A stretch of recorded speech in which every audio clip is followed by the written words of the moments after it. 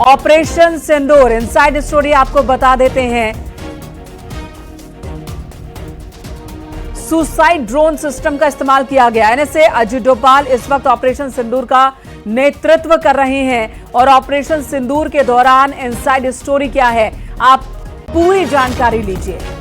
Loitering munition system LMS का इस्तेमाल किया गया और इससे स्ट्राइक किया गया। एक तरह का यह सुसाइड ड्रोन सिस्टम होता है LMS। NSA Ajit Doval operation का नेतृत्व कर रहे थे। कुछ ही लोगों को जानकारी थी इस पूरे ऑपरेशन के बारे में। ऑपरेशन सिंदूर पर लगातार नजर बनाए हुए थे पीएम मोदी और हमले की पूरी जानकारी पीएम मोदी को दी जा रही थी। प्रधानमंत्री नरेंद्र मोदी, एनएसए अजित डोभाल, तीनों सेनाओं के चीफ, उन्हें इस बात की जानकारी थी। रक्षा मंत्री राजनाथ सिंह को जानकारी थी। कुछ ही लोगों को इस ऑपरेशन की जानकारी थी। रॉ के इनपुट के बाद टारगेट तय किए गए और उसके बाद टारगेटेड एरिया पर ही मिसाइल का इस्तेमाल किया गया। इनसाइड स्टोरी आपको बता रहे हैं, सिर्फ आतंकी ठिकानों पर ही हमले किए गए हैं।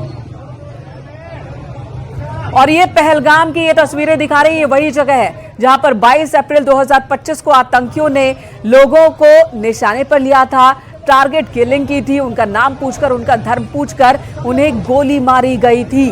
तब गोलियों की थरथराहट से ये पूरा इलाका कांप गया था, जहां पर 4000 के आसपास सैलानी उस वक्त मौजूद थे जब आतंकियों ने गोलीबारी की थी।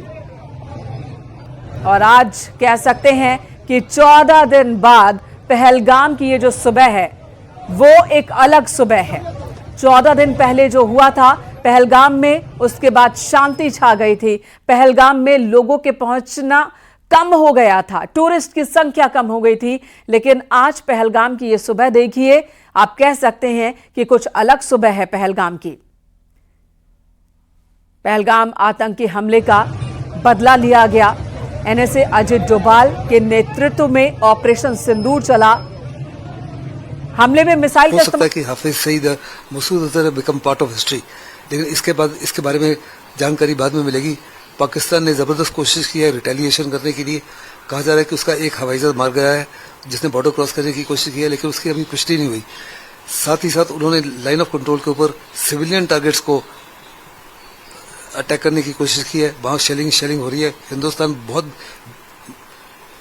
कड़ा जवाब कार्रवाई कर रहा है और पाकिस्तान को जबरदस्त पनिश कर रहा है। मुझे पक्का यकीन है कि पाकिस्तान की तरफ से कुछ ना कुछ रिटेलिएशन तो होगा, लेकिन हर प्रकार से हम तैयार हैं। जहां तक हिंदुस्तान का हमला था, उनकी एयर डिफेंस रिसोर्सेज ने एक हमले को भी डिटेक्ट नहीं किया। हमारा जो ड्रोन था उनके एरिया के ऊपर घूमता रहा, काफी देर तक टारगेट को सिलेक्ट किया, आइडेंटिफाई किया और उसको फिर एब्सोल्युटली बर्बाद किया। लेकिन उनका एयर डिफेंस ने उनको डिटेक्ट नहीं किया, न्यूट्रलाइज नहीं किया, ना ही उनकी एयरफोर्स कुछ कर सकी। इसके बावजूद कि पाकिस्तान की आर्मी, पाकिस्तान की एयरफोर्स, पाकिस्तान की नेवी फुल अलर्ट पर थी। और ये जो ऑपरेशन था, ये तीनों सेनाओं ने मिलकर किया। ऐसे हथियार का इस्तेमाल किया जिससे हमको बॉर्डर को क्रॉस करने की आवश्यकता नहीं हुई थी।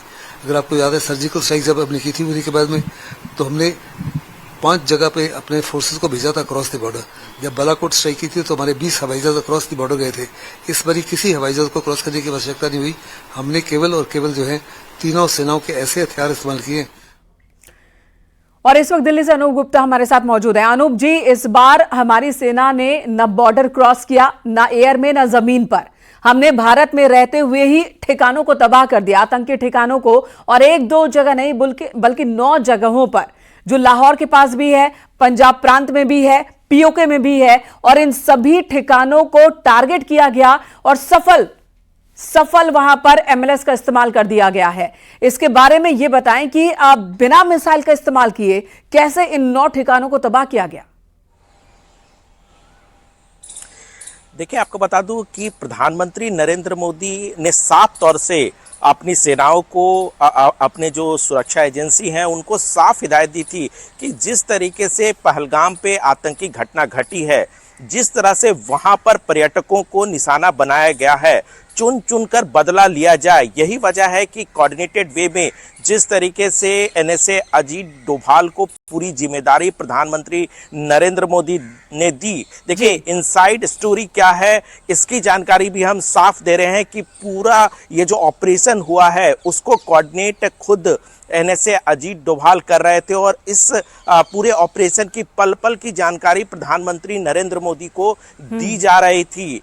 साफ तौर से हिदायत थी कि किसी तरह से कैजुअलिटी ना हो, लोग इस पे सिविलियंस ना मारे जाएं और लक्ष्य सिर्फ और सिर्फ आतंकी गढ़ जो था उसको नेस्तनाबूद करना था।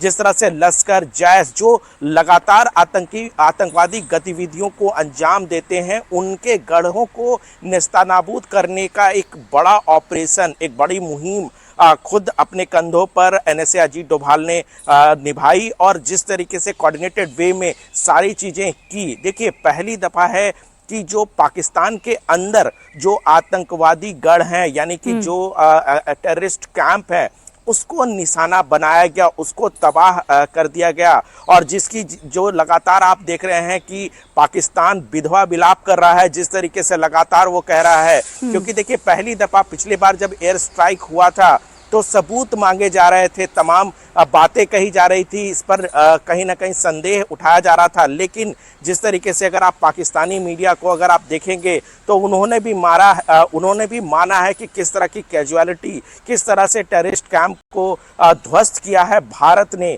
और भारत पूरी तरह से तैयार है। देखिए, जिस तरह से पहले ही आज मॉक ड्रिल के लिए भी तैयार रहने के लिए गृह मंत्रालय ने कहा था। एक तरफ मॉक ड्रिल के लिए सरकार ने लोगों को तैयार किया था, दूसरी तरफ कह सकते हैं कि पाकिस्तान को ये अंदेशा भी नहीं था कि इस तरह से कार्रवाई भारतीय सेना करेगी। सबसे बड़ी बात बता दूं कि पाकिस्तानी सेना और किसी को भी इसकी भनक तक नहीं लगी। और जी बिल्कुल, आपके पास लौटेंगे अनूप जी। ये दो तस्वीरें इस वक्त दर्शकों को दिखा दे। दो तस्वीरें हैं पहलगाम की और पाकिस्तान ऑक्यूपाइड कश्मीर की पाकिस्तान में, और ये दोनों आज की तस्वीर हैं।